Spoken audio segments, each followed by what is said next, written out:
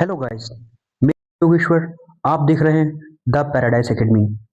तो आज हम पढ़ेंगे हिंदी व्याकरण के अंतर्गत देशज और विदेशी शब्द। ठीक है। आप जो दिन आपने अपने दिन में जो भी शब्द बोलते हैं सारे हिंदी नहीं होती। आपको लगता है आप हिंदी भाषा बोल रहे हो, ऐसा नहीं है। भाषा आपकी हिंदी हो सकती है, पर उसमें जो शब्द होते हैं कुछ आपके देशज यानी आपकी जो मातृभाषा के जो शब्द हैं, आपके देश में जो उपजे हैं जन्मे हैं वो होते हैं, और कुछ विदेशी शब्द होते हैं।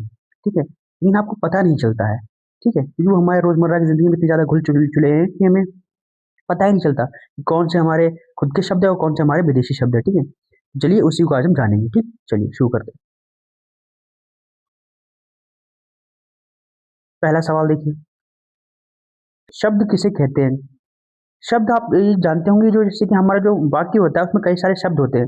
कई सारे शब्दों से मिलकर जो हमारा वाक्य बनता है। ठीक, और जो शब्द होता है वो हमारे कई सारे वर्डों से मिलता है। तो इसकी परिभाषा देखिए, इसकी परिभाषा है कि शब्द वर्डों के समूह को शब्द कहते हैं। यानी मैंने आपसे बोला ना, जैसे कि आप जो अल्फाबेट देखते हैं हिंदी में, जो आपकी वर्डमाला जिसे बोलते हैं, वो वर्डमाला से कम दो शब्दों से, ये दो मतलब दो वर्डों से मिलकर एक शब्द बनता है। एक वर्ड होगा तो शब्द नहीं होगा। जैसे मान लीजिए ये आपका एक वर्ड है, ठीक, और इसमें हमने लिख दिया ये बड़ा है और इसमें हमने लिख दिया माँ। ये दो वर्ड होगा, एक आ हो गया और एक हो गया माँ। तो इन दो वर्डों से मिलकर एक जो बना है ये शब्द कहलाएगा। ठीक, और ऐसे ही राम आम खाता है, तो ये कई सारे वर्डों से मिलकर शब्द बने हैं और कई सारे शब्दों से मिलकर एक वाक्य बनता है। ठीक, तो चलिए देखते हैं इसके प्रकार। हिंदी शब्द, हिंदी शब्दों के प्रकार। ठीक, हिंदी शब्दों के मुख्यतः चार प्रकार होते हैं। ठीक, कौन कौन से। पहला तो है तत्सम। जैसे कि मैंने आपको तत्सम और तद्भव जो पढ़ाया था, तो उसमें मैंने चर्चा की थी कि जो तत्सम होते हैं वो हिंदी के संस्कृत के जो मूल शब्द होते हैं वो होते हैं तत्सम।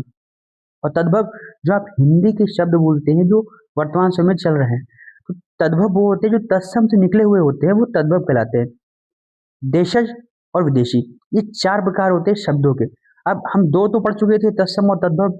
ये एक अलग हमारा टॉपिक हम कवर कर चुके हैं। इसका वीडियो आपको हिंदी व्याकरण की प्लेलिस्ट पे मिल जाएगा चैनल पे। आज हम पढ़ेंगे देशज और विदेशी। ठीक, चलिए देखते हैं।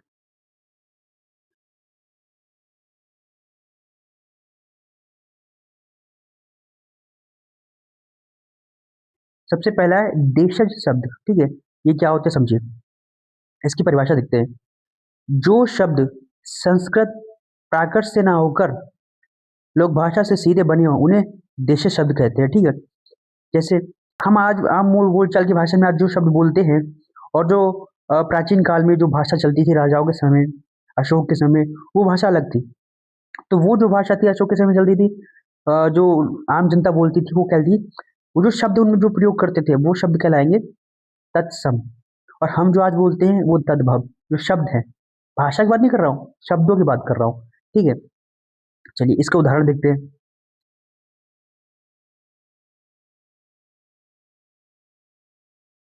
हमारे सामने 10 उदाहरण हैं, चलो देखते हैं सारे। पहला है खाट। ठीक है, ये जो खाट है, ये अंग्रेजी शब्द को नहीं समझें, क्योंकि हमारा खुद का शब्द है, हमारे देश का शब्द है। ये आप ग्रामीण क्षेत्रों में जाएंगे तो ये शब्द प्रयोग किया जाता है। झोपड़ी, अंग्रेजी में इसको बोलते हैं हट। ठीक है, और किसी और भाषा में कुछ और होगा। तो हमारी मूल जो भाषा है, हमारे जो देशी शब्द हैं, एक हिसाब से देशी शब्द हम उन्हें कहते हैं जिनका हमें ये नहीं पता होता कि इनका उद्भव कहाँ से हुआ। ठीक है, ये कहाँ से इनकी उत्पत्ति हुई हमें ये नहीं पता चलता, वो हमारे देशी शब्द कहलाते हैं। ठीक है, अगला देखिए, लाठी। ठीक है, गुड़, टोपी, दूल्हा, डंडा, झाड़ू, गाड़ी, कुत्ता।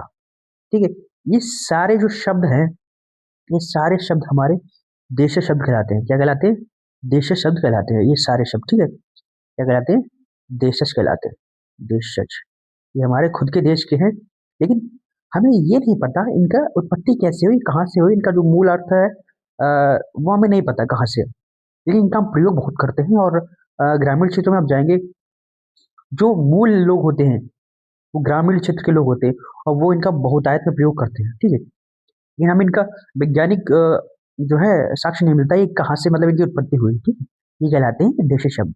ठीक है, चलिए अगला है विदेशी शब्द। ठीक, परिभाषा देखिए इसकी। परिभाषा है इसकी, जो शब्द अन्य भाषाओं, कौन कौन सी, अरबी, फारसी, अंग्रेजी आदि से हिंदी में आए हो, उन्हें विदेशी शब्द कहते हैं। ठीक है, तो देखते हैं आगे उदाहरण। ठीक है, इसके भी 10 उदाहरण दिए गए हैं, हम चर्चा करेंगे। ठीक है, पहला, किताब। ये किताब आपका, आप नॉर्मल बोलचाल की भाषा में प्रयोग करते हैं, स्कूलों में बोलते हैं, अपने घर में बोलते हैं, दोस्तों के बीच में बोलते हैं, लेकिन ये आपका अरबी शब्द है। ठीक है, और आपका हिंदी में शब्द होगा पुस्तक। ठीक, कलम।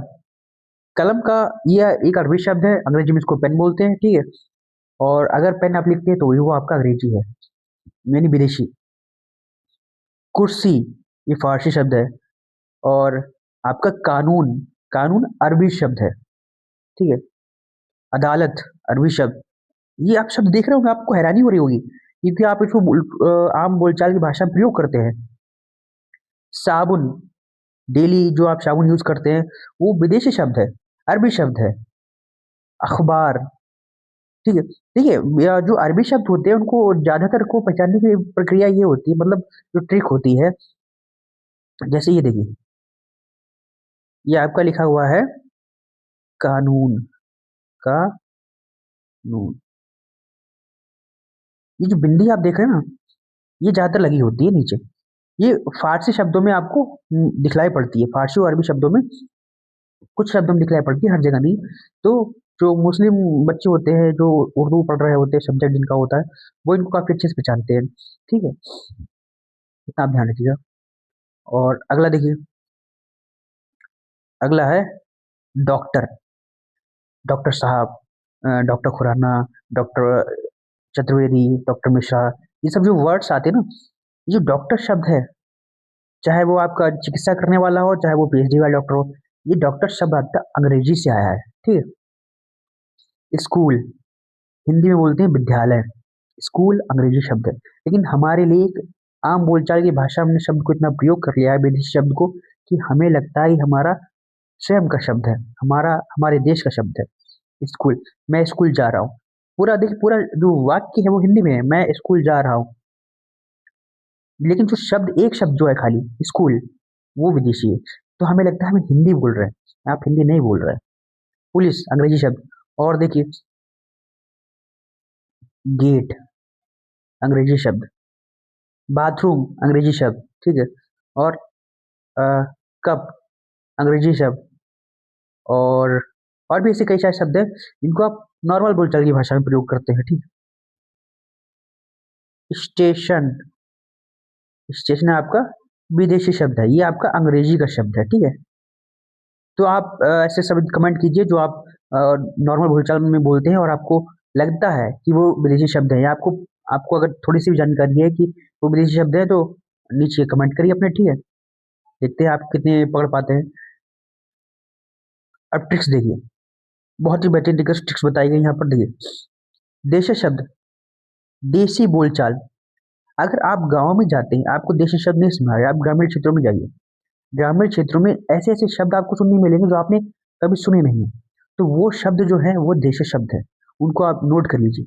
अगर आपके आसपास कहीं गांव है, या अगर आप गांव में रह रहे हैं, तो उन शब्दों को नोट कीजिए जो शहरों में नहीं बोले जाते हैं। ठीक है, उनकी लिस्ट बनाइए और उनको याद कीजिए। ठीक है, पहले तो उनके अर्थ ढूंढिएगा। विदेशी शब्द, बाहर से आए हुए, इसको कैसे पहचानिए? हमारे भारत में समय समय पर विदेशी लोग आए हैं, जैसे अरबी आए, तुर्की आए, फारसी आए, अंग्रेज आए, पुर्तगाली आए। ठीक है, डेनिश आए, डच आए। तो इन सबको हमें, जब वो आए, तो अपने का साथ कुछ शब्द लेकर आए, उनकी भाषा हमारे साथ मिक्स हुई, तो हमारे भारत की भाषा के साथ ऐसे मिक्स हो गई आम जनमानस के साथ, कि हम उनका इतना ज्यादा प्रयोग करने लगे कि अब हमें महसूस ही नहीं होता कि वो विदेशी शब्द हैं। ठीक है, तो वो होते हैं हमारे विदेशी शब्द।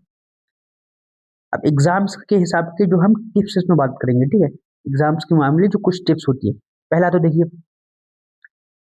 प्रतियोगी परीक्षाओं में सीधे प्रश्न, यानी जो देशी विदेशी शब्द होते हैं वो सीधे प्रश्न पूछे जाते हैं, उसमें से आपकी परिभाषा नहीं पूछी जाएगी, उसमें आपको एग्जाम्पल्स दी जाएंगे। जैसे मान लीजिए आपको दे दिया कि ये दो, आप क्या कीजिए, दो यहाँ पर दिए गए हैं देशी शब्द। ठीक है, तो उनका जो जोड़ा है वो पहचानिए। चार आपको एक जो आपका सवाल होगा उसके नीचे दो दो को जोड़ा होगा, उसको आपको पहचानना होगा, ठीक है, वरना आपका बहुविकल्प में तो आता ही आता है। उदाहरण पहचानने पर जोर। आप उदाहरण को पहचानिए।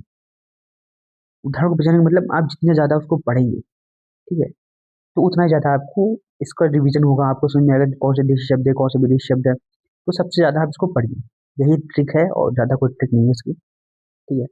और भाषा स्रोत ध्यान रखें।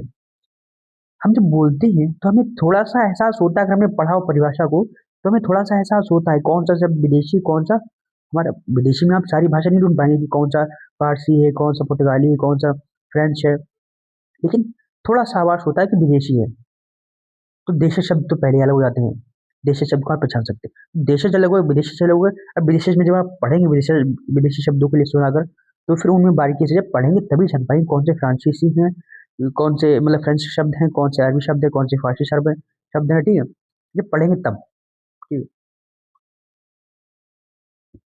और देखिए, तत्सम जो विदेशी शब्द हैं, वो तत्सम नहीं होते हैं, ये क्रॉस लगा हुआ है, इतना ही होते हैं।